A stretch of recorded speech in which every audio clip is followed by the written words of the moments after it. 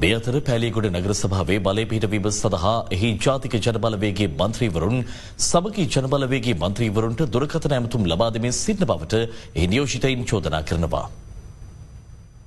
පැලියගොඩ නගර සභාවේ සභාපති සහ උපසභාපති තෝරාපත් කර ගැනීම සඳහා ජුනි 18 වැනිදා රැස්විය යුතු බවට බස්නාහිර පළාත් පාලන කොමසාරිස්වරිය ඊයේ ගැසට් නිවේදනයක් මගින් නිවේදනය කළා. කෙසේ වෙතත් එම නගර සභාවේ බලය පිහිටුවීමට අවශ්‍ය බහුතරය ලබා ගැනීම සඳහා ජාතික ජනබලවේගයේ මන්ත්‍රීවරුන් සමගි ජනබලවේගයේ මන්ත්‍රීවරුන්ට දුරකථන ඇමතුම් ලබා දෙන බව එහි කැලණිය ආසන සංවිධායක ටෙනිසන් ජෝර්ජ් මහතා අද අනාවරණ කළා.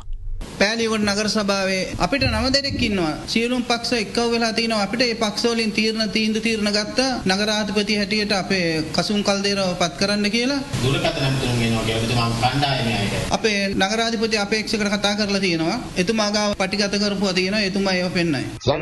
සන්ත හෙලෝ කසු.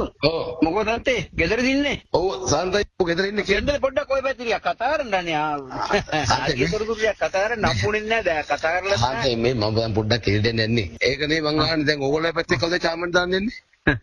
අපි ඉන්නවා ඉතින් බලමු ඉතින් අපේ කණ්ඩායම් නායකත් ඉන්නවා මමත් ඉන්නවා ඔය ඉතින් දෙන්නම ඉන්නවා. මේ ඕගොල්ලෝ පැත්තෙන් දාන්නේ මේ කොහොමද මේ කෙනෙක් ඉන්නවනේ කිව්වත් ගොඩ. දැන් අර මේවයි අර මම ඉතින් අපේ ගොඩක් දවස් වල සංවිධාන කටයුතු වල හිටියා. සංවිධාන කටයුතු ඉතියලයි හරිද? ඥාන ගියේ පාර නගර සභාවෙත් ඉතිනේ. ඒකත් පොඩ්ඩක් බලන්න එපා නැත්තම් මේ පිට එක්කෙනා වෙන කරන්නේ මේක ගමේ